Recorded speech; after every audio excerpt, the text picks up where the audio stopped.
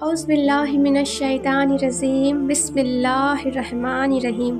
شروع اللہ تبارک و تعالیٰ کے نام سے جو بڑا مہربان اور نہایت رحم کرنے والا ہے۔ حضرت محمد صلی اللہ تعالیٰ علیہ وسلم ایک مدت سے تنہائی میں رہنا پسند کرنے لگے تھے۔ زیادہ تر ہیرا کے غار میں وقت گزارتے، ہفتوں گھر نہ آتے۔ ایسا لگتا گویا حضور صلی اللہ تعالیٰ علیہ وسلم کو دنیا سے نفرت ہو گئی ہے۔ حضور صلی اللہ تعالیٰ علیہ وسلم بچپن میں اپنے چاچا ابو طالب کے ساتھ شام دیش میں تجارت کے لیے تشریف لے جاتے رہے۔ جوانی میں حضرت ختیجہ کی تجارت کا مال لے جاتے تھے۔ آپ سچے اور امانت دار تھے۔ کاروبار میں معاملہ اتنا صاف رکھتے تھے کہ کسی کو بھی کسی قسم کی شکایت نہ ہوتی، سب خوش رہتے۔ جو ایک بار آپ صلی اللہ تعالیٰ علیہ وسلم سے معاملہ کر لے، آپ کے اخلاق کا قائل ہو جاتا۔ صرف مکہ ہی نہیں، یمن، برشا، شام کے ملک میں بھی حضور جہاں جہاں تشریف لے گئے اور جن لوگوں نے آپ سے معاملہ کیا، سب آپ کی تعریف کرتے۔ اکثر لوگ آپ کے ساتھ تجارت کا مال کر دیتے۔ آپ پوری ایمانداری سے مال بیچتے اور پوری قیمت مالک کو دے دیتے۔ اس سے آپ کی سچائی، ایمانداری، دیانت داری، اچھے اخلاق کی عام شہرت ہو گئی۔ یہ شہرت اتنی بڑی کہ دنیا نے آپ کو امیر تاجر کا لقب دیا۔ ہر جگہ آپ اسی نام سے مشہور ہو گئے۔ آپ وعدے کے اس قدر سچے تھے کہ جو وعدہ کر لیتے، ہزاروں مصیبتیں اٹھانے پر بھی اسے پورا کرتے۔ آپ کی دیانت داری پر لوگوں کو اتنا بھروسہ تھا کہ نقد روپیوں کے علاوہ قیمتی چیزیں بھی آپ کے پاس امانت رکھ جاتے تھے اور جب ضرورت پڑتی لے جاتے۔ ہر چیز اپنی اصلی شکل میں ملتی۔ آپ کی اس دیانت داری اور امانت داری کی شہرت عام ہو گئی۔ حضرت ختیجہ نے بھی سنا، تجارت کے کاموں میں امتحان بھی لیا۔ آپ صلی اللہ تعالیٰ علیہ وسلم کے اچھے اخلاق، پاک بازی، شرافت، دیانت اور امانت، شرافت کا ان پر ایسا اثر ہوا کہ خود نافیہ نام کی عورت کے ذریعے شادی کا پیغام دے دیا۔ حضرت ختیجہ بنت خویلد بہت شریف خاتون تھی۔ ان کا خاندانی سلسلہ 5ویں پیڑھی سے حضور صلی اللہ تعالیٰ علیہ وسلم کے خاندان سے ملتا ہے۔ وہ بیوہ تھی، بہت شریف اور پاکیزہ اخلاق تھی۔ لوگ ان کو طاہرہ کے نام سے یاد کرتے تھے۔ دولت مند اتنی تھی کہ جب مکے والوں کا قافلہ تجارت کے لیے روانہ ہوتا تو اکیلا ان کا سامان تمام قافلوں کے سامان کے برابر ہوتا تھا۔ اس زمانے میں ان سے بڑا تاجر مکے میں کوئی نہ تھا۔ جب انہوں نے نکاح کا پیغام دیا تو حضور صلی اللہ تعالیٰ علیہ وسلم نے اپنے چاچا ابو طالب سے مشورہ کر کے منظور کر لیا۔ چنانچہ نکاح ہو گیا۔ نکاح کا خطبہ ابو طالب نے پڑھا اور 500 درہم مہر قرار پایا۔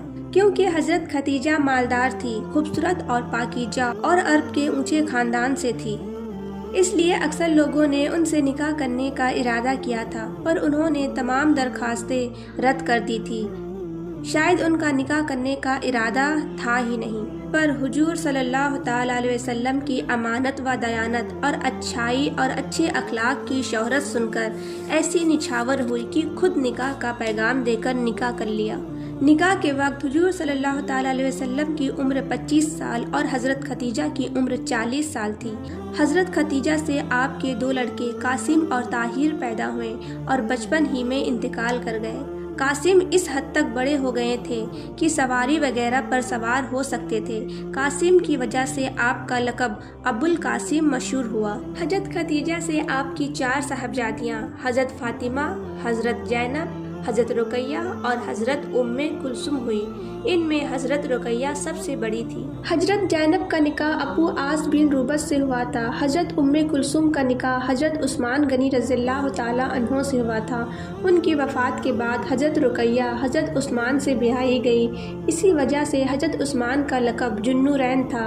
حضرت فاطمہ سب سے چھوٹی تھی۔ آپ کے چاچا ابو طالب کے 3 بیٹے عقیل، جعفر اور علی تھے۔ بال بچے دار تھے، تنگی کے ساتھ وقت گزرتا تھا۔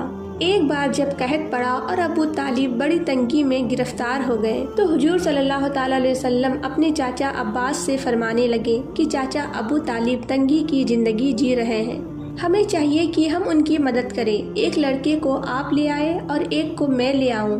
حضرت عباس رضی اللہ تعالیٰ عنہ نے منظور کر لیا۔ دونوں ابو طالب کی خدمت میں پہنچے اور ان سے اپنی خواہش ظاہر کی۔ ابو طالب نے کہا، عقیل کو میرے پاس رہنے دو، جعفر کو عباس لے جائے اور علی کو تم لے جاؤ۔ चुनाचे हज़रत जाफ़र को अब्बास ले गए और हज़रत अली को हुजूर सल्लल्लाहु ताला अलैहि वसल्लम ले आए और उनकी परवरिश करने लगे। हज़रत खदीजा के एक भतीजे हाकिम बिन हिज़ाम थे, दौलतमंद आदमी थे। वो एक ईसाई गुलाम ज़ैद बिन हारिस को खरीद लाए थे। उन्होंने ज़ैद को हज़रत खदीजा को भेंट कर दिया। हज़रत खदीजा ने हुजूर सल्लल्लाहु ताला अलैहि वसल्लम को भेंट कर दिया। आपने उसे अपने अजीज की तरह अपने पास रख लिया। कुछ दिनों के बाद ज़ैद के बाप हारिस और चाचा काब उसे लेने के लिए आए और हुजूर सल्लल्लाहु ताला अलैहि वसल्लम की खिदमत में हाजिर हुए। नहायत अजीजी से दरख्वास्त की कि ज़ैद को या तो आज़ाद करके उनके साथ कर दिया जाए या उनकी मुनासिब कीमत लेकर आज़ाद कर दिया जाए। आप सल्लल्लाहु ताला अलैहि वसल्लम ने फरमाया, अगर ज़ैद आपके साथ जाने पर तैयार हो तो उसे आज़ाद कर दूंगा। चुनाचे ज़ैद को बुलवाया गया। उनके बाद हारिस ने उनसे पूछा, ज़ैद क्या तुम हमारे साथ चलने के लिए तैयार हो? ज़ैद ने जवाब दिया, नहीं। हारिस को बड़ा ताज्जुब हुआ। उसने पूछा, किस वजह से?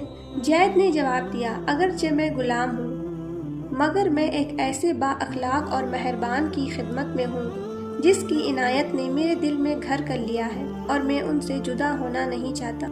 हारिस को गुस्सा आया। उसने कहा, बदबख्त, क्या तू आज़ादी को गुलामी पर तरजीह देता है? ज़ैद ने कहा, हज़रत मोहम्मद सल्लल्लाहु ताला अलैहि वसल्लम की गुलामी पर हजारों आज़ादियाँ कुर्बान हैं। मैंने उनमें ऐसी बातें देखी है कि मैं सारी दुनिया पर उन्हें तरजीह दूंगा। हारिस और उसके चाचा काब ने बहुत समझाया पर वो किसी तरह वहाँ से जाने पर राजी ना हुए। मजबूरन दोनों खामोश हो गए। हुजूर सल्लल्लाहु ताला अलैहि वसल्लम उठे। ज़ैद और उनके बाप और चचा को साथ लेकर खाना काबा में आ गए और ये ऐलान किया कि लोगों, गवाह रहो कि आज मैंने ज़ैद को आज़ाद कर दिया है और उसे अपना बेटा बना लिया है। ज़ैद के बाप और चचा इस बात से खुश हो गए और ज़ैद को आपके पास छोड़कर चले गए। आपका रसूख हर तबके के लोगों में था, रईस, अमीर, गरीब, फ़कीर, सिपह सलाह, सिपाही, गरज की, सबसे आप सल्लल्लाहु ताला अलैहि वसल्लम मिलते और सब आपसे मिलते थे। लेकिन आपके खास ताल्लुक खास लोगों से थे और ज़्यादा अबू बकर बिन कहाफ़ा से ताल्लुकात थे। वीडियो अच्छी लगी हो तो वीडियो को लाइक और चैनल को सब्सक्राइब करते हुए नोटिफिकेशन बेल को ज़रूर दबाएं, जिससे मेरी सभी आने वाली वीडियो की नोटिफिकेशन आपको आसानी से मिल सके।